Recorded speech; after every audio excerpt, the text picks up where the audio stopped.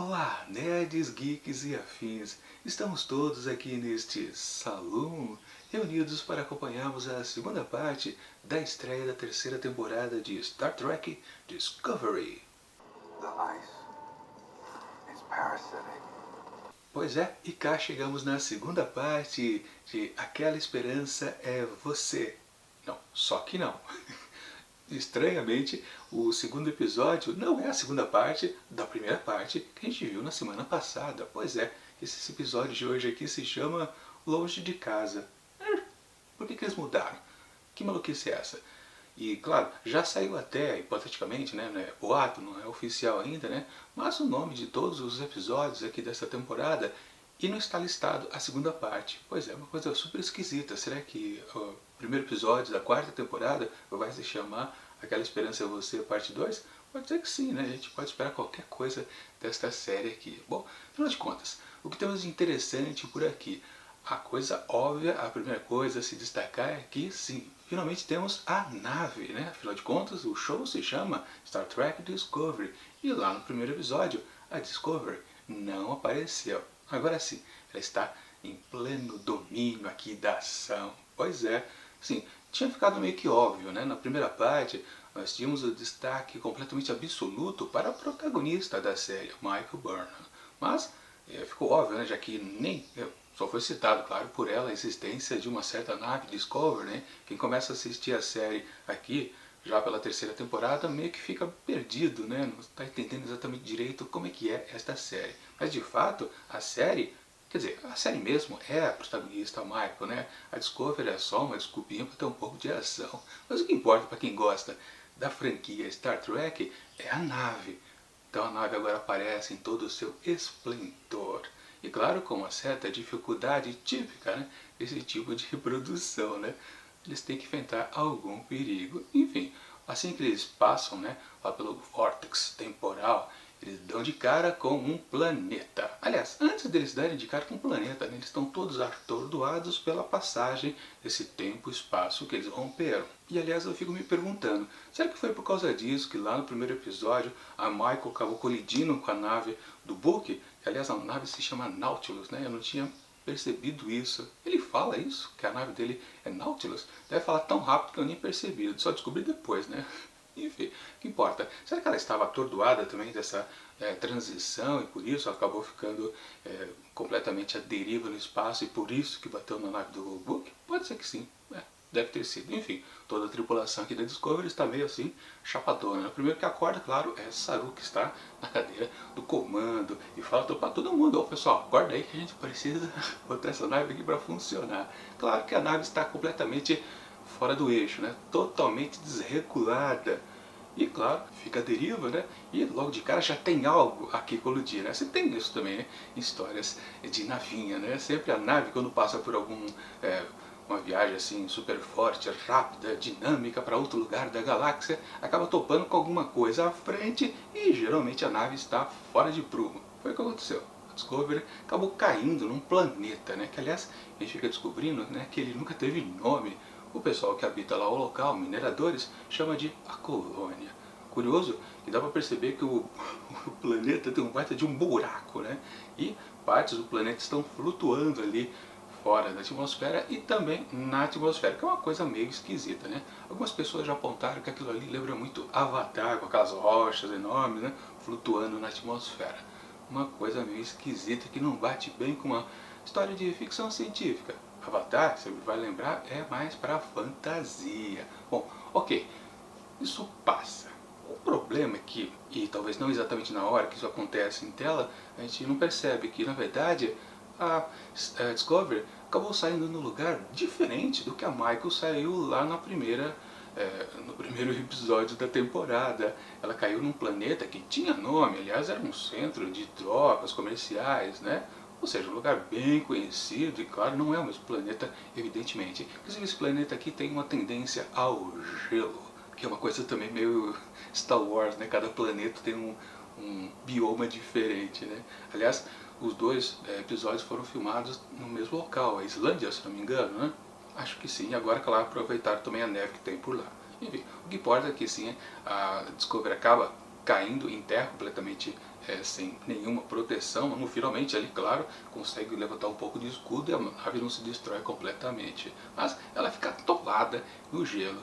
E eles, claro, estão naquela situação que não tem escudo defletor, não tem comunicação, armas também não deve ter muita coisa, ou seja, está um perrengue danado. A nave precisa ser consertada. Mas, obviamente, né, pelo menos alguns sensores, né, porque, claro, estão tão sem sensores que eles não sabem em que local da galáxia eles estão e também o tempo, não sabe se conseguiram fazer ou não a viagem temporal. Ok, mas o que importa é que alguns sensores indicam que existem algumas formas de vidas por ali colocadas num certo local que tem bastante oxigênio. Ou seja, vamos lá investigar para ver se eles conseguem alguma informação a respeito de onde eles estão. Quem sabe até consertar o equipamento de comunicação. Não sei como eles sacaram isso também, né, que as pessoas poderiam consertar, mas enfim, não importa. Por que eles mesmos não consertaram? Não dá para entender. Aliás, isso também é motivo de outra coisa esquisita mais para frente. Enfim, quem vai fazer a missão de reconhecimento é o próprio Saru e ele chama a Tilly para acompanhá-lo por causa de um perrengue que aconteceu ali, né, de disputa já de poder. Naquelas, né, uma grande diferença da série Star Trek Discovery é exatamente não ter a figura principal de um capitão como protagonista da série. Sim, os capitães estão presentes ali na Discovery, né, onde primeiro tivemos o grande Lorca, depois o Pike na segunda temporada e agora nessa terceira está meio que vago, mas interinamente Saru fica sentadinho por ali. Na verdade, ninguém da própria tripulação quer questionar exatamente a postura dele como comandante, exceto, claro, a Jojo, né, que na verdade é a imperatriz lá do universo espelho, meio que está querendo soltar as asinhas e meio que dominar ali o comando da nave, mas ele está fincando o pé dizendo que quem manda ali na bagaça é ele. E eu acho bem bacana, porque sempre foi interessante, né, todos os fãs sempre gostariam de vê-lo exatamente como um capitão oficializado da Discovery. Sempre devia ter sido assim, para falar a verdade, desde o começo da série. A Maiko podia até ser a protagonista de tudo isso, mas Saru sempre podia ser, de fato, o tempo todo, um grande de um capitão. Se bem claro, né, a gente sempre gostou de ver o Lorca e também o Pike ali no comando. Enfim, agora ele finalmente vai brilhar. Ou talvez não, né? A gente não sabe como é que vai se desenvolver essa coisa do capitão a partir da próxima temporada, com certeza. Nessa aqui, na terceira, interinamente vai ser o Saru, com certeza. Mas na quarta, na quinta, sexta, sétima, oitava, décima, nona, décima, o Alex Kurtzman já prometeu que vai ser uns 10 anos de Discovery. A gente não sabe se vai ser ele ou não. Provavelmente ainda vai ter mais danças de cadeira. Sabe-se lá o que eles vão fazer com a série pra frente, né? Bom, enfim, vai lá ele, Saru e Tilly, pesquisar lá naquela comunidade ali o que se pode ser feito para a Discovery sair do atoleiro de gelo. E bom, claro, eles encontram os tais mineradores ali daquela região. Um certo bate-papo que eles começam ali, dá para perceber que, na verdade, o pessoal está naquela situação onde são oprimidos por um certo vilãozinho da região. Aquelas, né, que fica ali vindo ao planeta, fornecendo alguns recursos, mas na verdade meio que fica extorquindo aquela pequena comunidade, né? Não deixa que eles fiquem soltos, livres. Claro, um certo contexto que a gente pode considerar nesse tempo onde não existe mais a tal da federação, não existe uma frota estelar para vigiar, né? Sim, contexto assim meio mais ou menos, né? Mas em outras séries a gente já viu isso, né? Pequenas comunidades que eu digo, pequenos planetas, né, que tem uma certa comunidade que sempre tem algum certo vilão assim, né, daquele bem tipo que dá risada, tentando subjugar uma pequena comunidade, né, naquela da base da extorsão. Uma história base, meio clichê, normal, fazer o quê? Não tem problema. O que importa é que sim, esse grupo de mineradores também já estão esperando o pessoal da frota, da federação, do mesmo jeito que tinha aquele contato da frota barra federação também no primeiro episódio. Será que todo mundo assim, todos os planetas, sempre vai haver alguém que, estamos esperando por eles? Bom, na verdade o Book colocou lá no episódio anterior que existem vários devotos da federação barra frota, porque sim, o tempo todo eles estão confundindo uma coisa com a outra, não tem problema. Mas espero que não seja sempre essa batida o tempo todo, porque senão vai cansar, né? Eles vieram finalmente. Uma coisa que fica um pouco enjoativa, com certeza. Já ficou no segundo episódio, imagine se isso continuar. De qualquer forma, o tal do menino Cal, que estava lá presente entre os 5 mineradores ali que estavam na cena, ele sabia consertar assim aquele aparato da Discovery com um mecanismo lá tecnológico novo, super parecido com uma impressora 3D, né? Ele, com 2 canetinhas ele vai fazendo aquele mecanismo, uma réplica daquele mecanismo, né? Ele vai se baseando no que tem por ali, mas ele diz que também tem um banco de dados onde ele tem uma matéria programada, uma coisa assim, né? Alta tecnologia desse século, né? Ok, não se sabe porque exatamente lá na Discovery eles não tinham condição de recuperar pelo menos uma peça para toda a comunicação da nave. Mas também é típico, né, nas séries, né? Sempre tem um perrengue pequeno que atrapalha todo o grande. Ok, mas eles já estão quase já acertando a troca, né? Porque a Tilly, numa boa sacada, percebeu que falar que tem no estoque de lítio é a chave para conquistar bons amigos ali nesse novo mundo, né? Enfim, o que vale é que eles acertaram o acordo. A gente conserta aqui o seu equipamento de comunicação e vocês nos cedem alguns cristais de lítio. É verdade que até esse momento o pessoal da Discovery, na verdade, o Saru e a Tilly, não perceberam a extensão desse negócio aí de não existir de lítio. Ela, nos poucos recursos que ela tinha de sensores na nave, percebeu que não havia de lítio nenhum em todas as naves que estavam aterrissadas ali naquele planeta. Ela achou isso muito estranho. Realmente, ela teve a sacada de dizer que tem de lítio. Assim começou a possibilidade de acordo entre as partes ali. Ok, mas aí, claro, tinha que chegar o tal do vilãozinho que fica extorquindo lá esses 5 mineradores, um tal de Zack ou algo bem parecido, aquele vilãozão mesmo, né?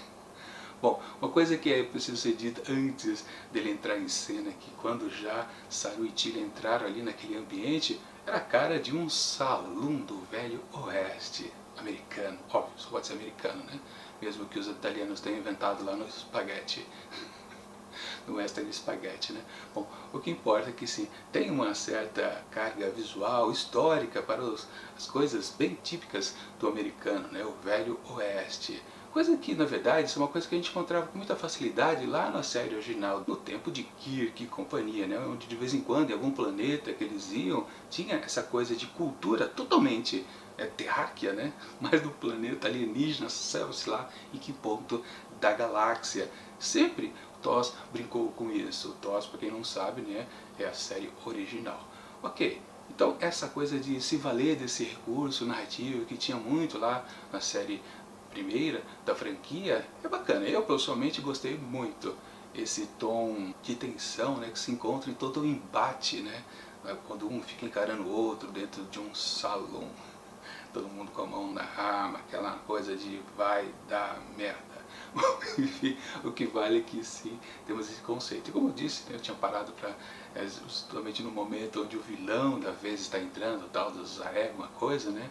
Quando ele aparece, né, na verdade só aparecem as botas, e dá para perceber que as botas têm esporas, ou seja, eles até exageraram, porque onde eles iam achar cavalos ali, né? Não sei. Aí já foi um exagero, né, do pessoal de produção de deixar aquilo mais parecido ainda com um salão. Olha, essa própria entrada ali daquele barzinho deles já tem o formato de um salão, aquela porta, né, que abre, sanfona, né? Ok, tudo bem, né? Só um requinte visual, mas eu achei, tinha charme, digamos assim. Eu achei bacana. Mas aí foi só um exercício do cara se mostrar o vilãozinho, né? Só faltou ele dizer: eu sou mal, sou muito mal. Claro, aquela situação já estava num limite, né? E ele, claro, numa cena completamente gratuita, ele matou o Cal. Só para mostrar mesmo que ele é muito do terrível, do maldoso. Um exagero, com certeza. Mas o que vale que naquela situação que realmente, aí sim, Saru e Tilly estariam completamente em risco, né? Quem poderá salvá-los? Não, não foi o Chapolin Colorado, foi a Imperatriz Jojo, que apareceu ali para, claro, fazer suas algazarras, né, de violência gratuita. Óbvio que ela acabou derrotando todos os capangas ali do Zarek e também já ia dar cabo do cidadão quando o Saru disse para ela parar porque a gente não chega até esse ponto. No caso, claro, a Frota Estelar ou Federação. Não, aí é Frota Estelar mesmo, os Igores da Frota. Mas, ok, ela acaba aceitando. Veremos, claro, bons embates entre os dois em futuros episódios Com certeza. Ela provavelmente vai tentar tomar o poder ali do comando da Discovery. Não há dúvida disso, pelo menos na minha opinião. Bom, e resolvido o problema ali então do vilãozinho da vez, só resta voltar à Enterprise. Enterprise? Não, Discovery. E consertar lá o que tem para consertar. Obviamente, né? Os outros restantes equipamentos da nave foi consertada lá pela turma do Stamets e também pela essa nova personagem que tem a Reno, né, Chet Reno, né, que eu acho completamente insossa, mas eles estão lá interagindo. Na verdade, o grande momento aqui desse episódio foi perceber que toda a tripulação ela trabalha unida, que sempre foi uma grande característica de todas as séries de Star Trek. Sempre foi assim, esse modelo de desenvolver o episódio fazendo uso de cada um dos personagens, cada um contribuindo com alguma coisa para a resolução dos problemas da vez. Ou seja, ali dentro da nave estava tudo funcionando de uma maneira bem conjunta. E claro, no final das contas eles conseguiram consertar na hora H todo o sistema de propulsão da nave para poder escapar ali daquele atoleiro de gelo, que claro, depois eles descobriram que era uma coisa meio parasitosa, né, que claro, ia engolir, principalmente à noite, que o processo químico acontece mais rápido, e engolir completamente a nave e depois eles nunca mais conseguiriam se salvar. Bom, eles tentam e cada vez mais a nave se afunda mais um pouco. Eis que surge os rivais lá do vilãozinho da vez, o tal do Zack, né? E parece que vão atacar a Discovery, mas não. Na verdade, a nave usa um raio trator e tira a Discovery atolada lá do gelo.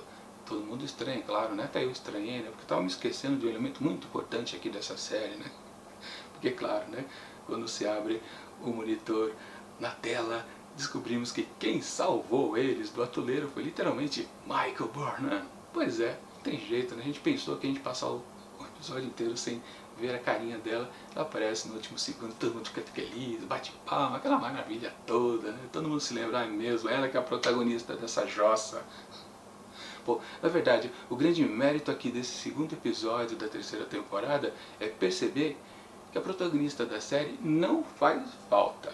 Claro, não é um grande episódio, mas a gente consegue perceber que sim, os roteiristas conseguiram trabalhar bem o texto aqui. Não fizeram grande coisa, mas sim tornaram toda a tripulação útil. O tempo todo estava todo mundo trabalhando de uma maneira unida, claro, com suas rusgas típicas, e também deu uma boa característica para o Saru, que é finalmente comandar toda a nave. E também com essa boa sacada de fazer com que Jojo talvez queira tomar o poder para ela. Ou seja, está tudo bem desenvolvido, né? E realmente a Michael ali, ó, não fez falta alguma. Claro que em termos de motivo do esse episódio existir, ele, claro, é uma segunda parte, mesmo que não seja nominado como tal, ele é uma segunda parte porque faltava apresentar o restante do elenco. E de novo, foi visada praticamente o que a gente viu no primeiro episódio, que é a questão do tema da temporada, né? Que essa coisa da federação não existe mais, a frota também não, por causa do sumiço de lítio, né? Eles se quebraram, explodiram, né? Parece que eles explodiram, né? E com isso talvez tenham até destruído as naves onde eles estavam. E é uma sensação que eu tenho, não foi confirmada isso aí, essa informação em texto, né? Acho que não, ninguém disse isso, mas eu estou com a sensação que, na verdade, não é que os cristais de lítio quebraram, as naves acabaram sendo explodidas, porque o de lítio, na verdade, questão técnica, o que eles servem? Eles servem para combater o campo de mistura da matéria com a antimatéria. Todo mundo sabe quando uma coisa junta com a outra lá, explode, faz uma bela de uma explosão. O de lítio era uma das formas encontradas para conter essa mistura super perigosa. Se eles explodiram ou se fragmentaram de uma maneira repentina por causa de algum evento, com certeza quase todas as naves da frota estelar foram perdidas. Aí sim tem um certo sentido, de repente, né, toda a comunicação entre os planetas tem sido perdidas, mas sempre vale lembrar, né, o de lítio com certeza não era a única tecnologia que continha esse campo de mistura da matéria com a antimatéria, para evitar o grande boom. Por enquanto a série não explicou por que outras tecnologias não substituíram os cristais de lítio. Enfim, a gente vai descobrir isso depois. Mas o que importa, um detalhe interessante também, né? Passou um ano. A Michael diz, já com o cabelão comprido, ela fala que ela já chegou ali há um ano e estava esse tempo todo procurando por eles. Bom, isso quer dizer que enfim a temporada vai começar. Foi apresentado todos os elementos. Quer dizer, na verdade não foi. A gente não sabe exatamente qual é o vilão da vez. A gente viu aqui nesse episódio um vilãozinho, mas ele não quer dizer nada, com certeza. No primeiro episódio nós não vimos a apresentação de um vilão, a gente viu a apresentação de um co-protagonista, apenas. Ou seja, a questão da federação não existir mais e a determinação de Michael em querer restaurar essa instituição, a gente vai ver a seguir. Mas precisa realmente de um vilão, ou pelo menos de um mistério, como foi na temporada passada, que claro, depois converteu num vilão que era o tal do controle, que aliás eles fizeram questão de frisar, só soprou pedacinhos dele, né, porque ela foi lá escavcar na massa, realmente uma coisa gore, né? Eu acho que vai ter coisa aí. É capaz desse vilão voltar, não na figura talvez daquele personagem, mas que o controle ainda exista, esteja ainda embutido dentro da Discovery. Sempre vai lembrar, né? Por que eles foram para o futuro? Porque todas as informações, o banco de dados estavam fundidos ao computador da nave. Então o único jeito era, em vez de destruir a espaçonave, era mandar ela para o futuro. É uma solução, na verdade, um pouco idiota, né? Na verdade, né? Fazer o quê? Lembrando que no primeiro episódio foi determinado que as viagens no tempo estavam proibidas, ninguém mais podia fazer isso, né? Mas ninguém pensou, os roteiristas não pensaram na questão, né? Quem determinava que não podia ter mais viagem temporal, espaço-temporal, é uma diretriz da federação. E quem fiscalizava, quem policiava, que ninguém ousasse mexer nisso era a frota estelar. Se ambas as instituições não existem mais, quem proíbe as pessoas de fazerem viagens no tempo? Uma dúvida, né? Será que o roteirista vai dizer isso pra gente em próximos episódios? Acho que não. Aliás, vale frisar que esse vilãozinho aqui da vez, ele sacou que os efeitos que ele encontrou ali, de uma fenda espacial, raios gama, não sei o que, era fruto de uma viagem temporal. Ou seja, o pessoal dessa época aqui sabe muito bem ainda como se produz uma viagem no tempo. Essa questão acho que vai voltar de alguma maneira, com certeza. Enfim, eu gostei desse episódio porque ele tem o tom das séries antigas, principalmente da série original do tempo do Kirk. Uma pegada bastante interessante, não é um episódio sensacional, mas tem, como eu disse, o grande mérito da gente perceber que a protagonista não faz falta em sua própria série. A tripulação da Discovery consegue se virar sozinha, ou quase, né? Porque o final do episódio diz, mais uma vez, que quem pode apenas salvar o mundo, a galáxia, ou até a própria Discovery, é apenas a Michael Burnham. De qualquer forma, mesmo com esse deslize, eu gostei do que vi. Até daria uma boa nota a mais se ela não tivesse aparecido ali no último segundo, no último instante para salvar tudo. Enfim, para Longe de Casa, o segundo episódio dessa terceira temporada de Discovery, eu vou atribuir uma nota 3,5. Queria dar 4, mas ela apareceu, né?